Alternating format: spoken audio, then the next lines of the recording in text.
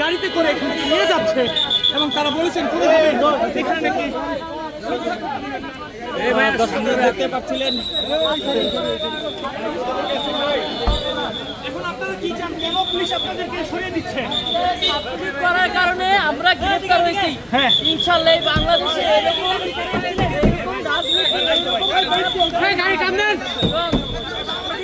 আপনারা কি দাম আপনারা কি দাবি জানাবেন?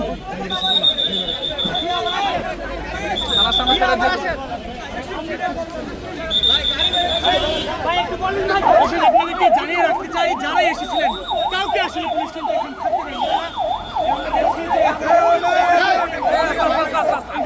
সাংবাদিক ধাক্কা নাম কেন হবে ভাই?